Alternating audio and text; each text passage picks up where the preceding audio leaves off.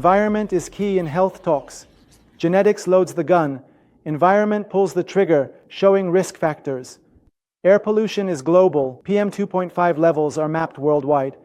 Iran is in the second category at 28 to 40 micrograms per cubic meter. There's a statement: genetics loads the gun and environment pulls trigger. Environmental risk factors in diseases. Air pollution is a global issue, not limited to any country or continent. The concentration of PM2.5, a major risk factor, is mapped out for the entire world. Iran has about 28 to 40 micrograms per cubic meter. This slide compares global concentrations to WHO guidelines. Nearly 81% of countries meet the 35 micrograms M3 interim target. The concentration of PM2.5 is the primary environmental risk factor. A global map is available. Iran has about 28 to 40 micrograms per cubic meter. This compares global concentrations to health guidelines by WHO. Nearly 81% of countries meet the first interim target of 35 micrograms per cubic meter. For the fourth target at 10 micrograms, only 14% meet this guideline. Countries around the world are shown in relation to the health guidelines set by the World Health Organization. As you can see, nearly 81% of countries have managed to meet the first interim target of 35 micrograms per cubic meter, and this fourth interim target, which has the lowest concentration equivalent to 10 micrograms, has only been met by about 14% of countries. However, the annual guideline for PM2.5 is set at 5 micrograms, and it can be said that nearly 99% of countries in the world have concentrations above this level. This indicates that air pollution is a global issue and is not limited to a specific country or region. The annual guideline for PM2.5 is set at 5 micrograms. In this slide, you can see an important pollutant, NO2, or nitrogen dioxide. The concentration in our country ranges from 19 to 35 micrograms per cubic meter, making it a common pollutant worldwide. Also shown is ozone, another classic air pollutant. The global map indicates that in Iran, its concentration is in the last category, 56 to 68 ppb. Known as a summer or warm season pollutant, it typically increases after spring. Despite high levels of PM2.5 year-round, this pollutant becomes more evident in spring and summer. Additional pollutants also contribute to PM2.5. In 2018, the Environmental Protection Agency and the Research Center took action to. The concentration of this pollutant in Iran is in the last category, which is 56 to 68 ppb. That is why we call it a summer pollutant or a hot season pollutant, which actually occurs after spring emerges. Despite high PM2.5 levels, spring and summer see pollution rise. In 2018, we visualized PM2.5 in 429 Iranian counties. No area in Iran met the PM2.5 guideline of 5 micrograms. All regions had concentrations over 25 micrograms, 5 times the WHO guideline. In 429 counties across Iran, we visualized PM2.5 concentrations, a major environmental risk, on a map using ground and satellite data. No area in Iran meets the annual PM2.5 health guideline of 5 micrograms. All regions exceed 25 micrograms, 5 times the WHO's 2018 guideline. Air pollution is a global risk factor, affecting nearly every organ. There is no point in Iran where the concentration is within the annual health guideline for PM2.5, set at 5 micrograms. In both charts, all areas of the country experienced concentrations higher than 25 micrograms, 5 times the health guideline set by the World Health Organization in 2018. Air pollution is one of the very important risk factors, a worldwide problem, and there is almost no organ in the body that is not affected by air pollution and its pollutants. In this slide, you can also see the long-term effects of exposure to air pollution, especially PM2.5, and what effects it can have in the long term and short term. Air pollution is one of the very important risk factors that is a problem everywhere in the world, and it can be said that there is almost no organ in the body that is not affected by air pollution and its pollutants.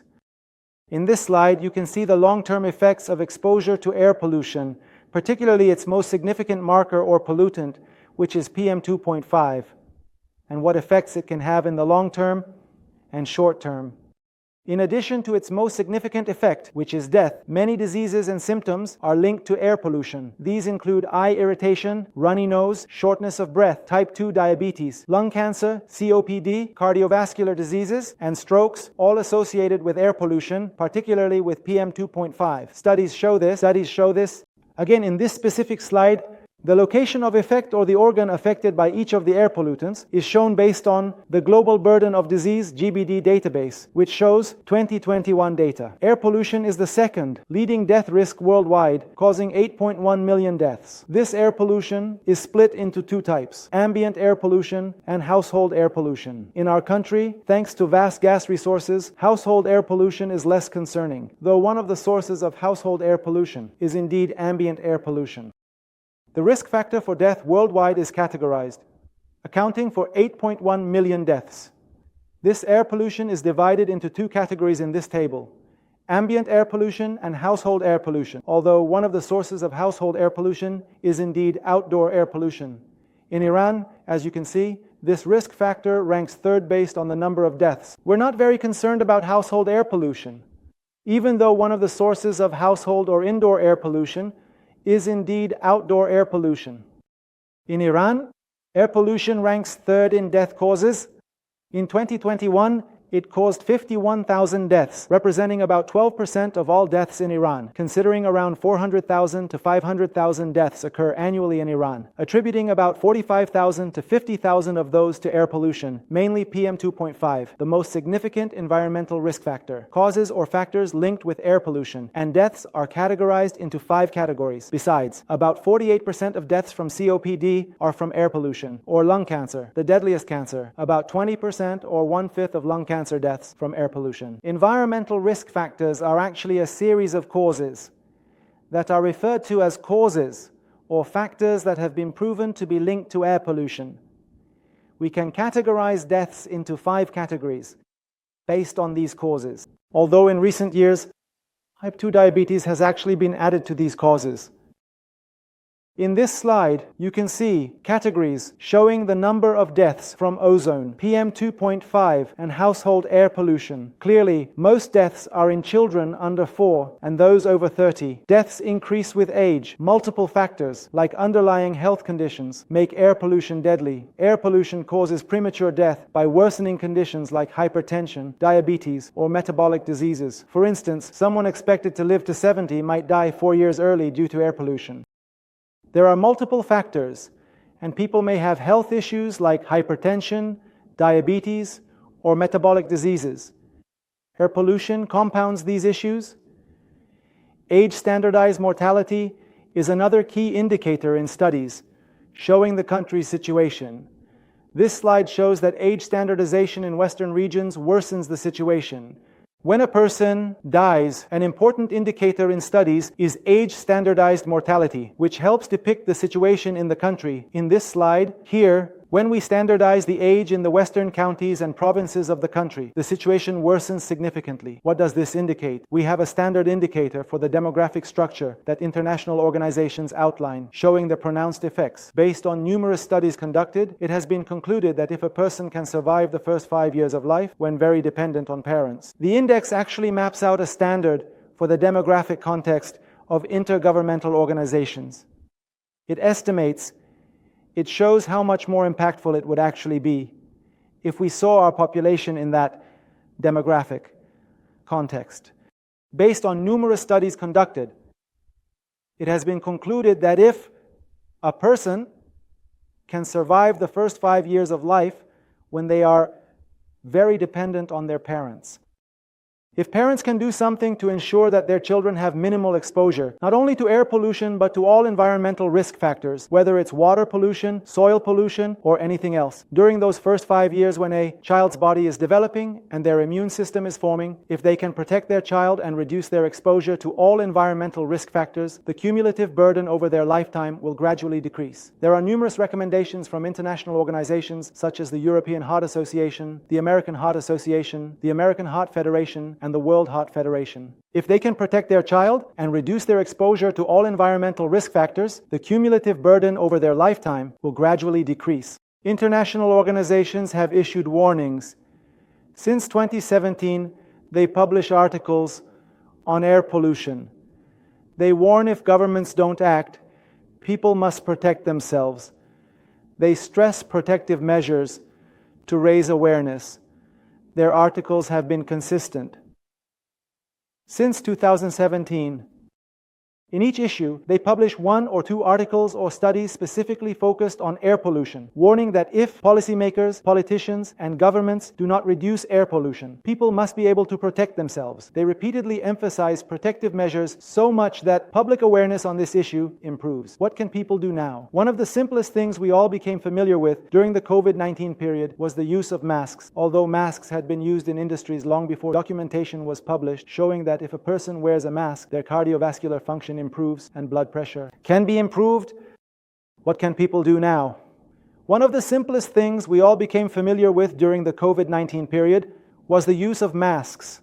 Although masks had been used in industries long before 2009, after 2009, documentation was published showing that if a person wears a mask, their cardiovascular function actually improves and their blood pressure doesn't fluctuate much. And this shows how effective these simple, low-cost personal interventions can be. Another thing that I personally use frequently in my lifestyle is that when I walk to work, try to take side streets as much as we can from the most important resources. Air pollution in Tehran is more than a nuisance.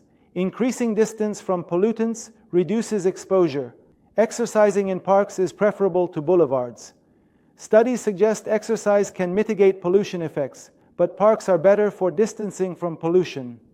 Vitamin C and milk are often recommended for health, but no study shows milk reduces pollution effects. Although studies suggest exercising can somewhat neutralize air pollution's negative effects, it's better to exercise in parks to distance from pollution sources. Certain medications, like vitamin C, are often mentioned. Milk, rich in calcium, is recommended for its benefits, and countries with high milk consumption have many Nobel laureates. Vitamin D and other vitamins are mentioned, but evidence is insufficient to confirm their effectiveness against pollution. We often hear that milk is recommended for its calcium content. In countries with high milk consumption, more Nobel Prizes have been won. However, no study shows milk reduces air pollution effects. Vitamin D and E have shown positive effects, but vitamin E is fat-soluble and excessive intake isn't recommended. For a vitamin with minimal risk, vitamin C is suggested for reducing exposure effects. COVID has shown countries that, you see, mistaken in some teachings, evil, and also wrong in some teachings, the effects and benefits have been shown. But vitamin D, and especially vitamin E, if I'm not mistaken, are fat-soluble and excessive consumption is not recommended. So, if we want to recommend a vitamin that has minimal risks or can be said to have no risks with high consumption, it would be vitamin C for reducing the effects after exposure. One opportunity that COVID has shown many countries is that they need to reform or reconsider their air quality improvement policies. In fact, they need to reform or reconsider their air quality improvement policies. During lockdowns, air pollution sources were reduced, improving air quality. This showed that air pollution can be quickly reduced if controlled. When the lockdown, many pollution sources stopped, like vehicles and some industries. Air quality improved. This showed everyone that air pollution can be quickly reduced. I reiterate with charts and tables. It's emphasized in European and American Heart Association journals. Repetition helps policymakers accept it and informs the public, showing pollution reduction and exposure decrease is possible. We should accept these issues can be controlled. It's emphasized in European and American Heart Association journals. Reallocating the budget is crucial. Economic issues often prevent action. Our professors stress knowing where to allocate the budget effectively to make an impact. The European and American Heart Associations stress that policymakers and the public know reducing air pollution and exposure is possible. They talked about budget reallocation. In our country, economic issues are often barriers. We know these challenges, but our professors often stress effective budget allocation to make an impact. The rows were talking about reallocating the budget. In our country, we often say that economic issues prevent us from doing certain things. Yes, we acknowledge that the country may face economic challenges, but one of the solutions that our professors frequently shout about in meetings is that while we have economic problems, we need to know where to allocate the budget effectively to make an impact. They frequently mention this. For example, let's consider a symbolic action like unveiling 50 electric motorcycles. This is a pain for a big city like Tehran. which, if I'm not mistaken, has about 45 million vehicles and 1 or 2 million motorcycles. We need to see where we want to spend our money, and where, if we do spend it, will actually be more effective. Improving public transportation can really help enhance air quality. We need to convince people that active transportation, like cycling, walking, and using scooters, can increase physical activity, which in turn reduces metabolic diseases, and also decreases pollution. In other words, with the right policies and cultural awareness, we can achieve multiple benefits simultaneously. However, it's essential for both policymakers and the public to believe that they can truly address this issue. You can achieve victory or several accomplishments at the same time, but it's essential for policymakers and the public to believe that they can truly address this problem. To address this issue, one topic is the closure of schools. Staying indoors when air pollution is high is beneficial, but we need scientific evidence here. If we close a school to keep children home, ask, are they really safe at home? I doubt it, or if so, how much does exposure decrease? In our study, we did a meta-analysis on masks reducing exposure and improving heart function. We found masks significantly reduced exposure to air pollution, affecting blood pressure. I find it hard to believe, or if they do stay indoors, how much their exposure actually decreases. In a study we conducted at the research center, we performed a systematic meta-analysis to see if studies on masks for reducing exposure and improving heart function have really shown any effectiveness. The discussion that is frequently mentioned in studies and reports confirms that when a person uses a mask, it prevents them from being exposed to high levels of air pollution, which in turn helps keep their blood pressure from rising.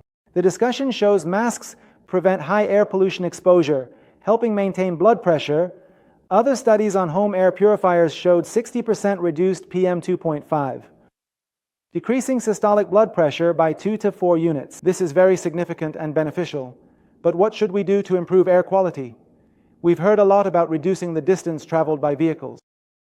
It has decreased, which is very important and useful. Maybe we should implement odd-even license plate restrictions. This slide is actually showing that the distance traveled in the US has increased by about 110% over the past 40 years. The population has also increased. The distance traveled in the US has increased by about 110% over the past 40 years. The population has increased. I don't know, energy consumption has increased. However, there has been a 73% reduction in the emission of 6 key air pollutants. What does this show us? It shows us sustainable development. These sustainable and scientific policies for improving air quality are evident. Establishing sustainable policies, independent of government, ensures every leader follows them. These policies should be scientific and effective. In the US and China, sustainable development has increased GDP and energy use while reducing air pollutants, demonstrating its success. A dynamic economy attracts technology, improves infrastructure, and enhances vehicle quality, leading to a better life. Sustainable policies show their effects, as seen in the US and China, with increased GDP and energy use, but reduced air pollutants. This is sustainable development.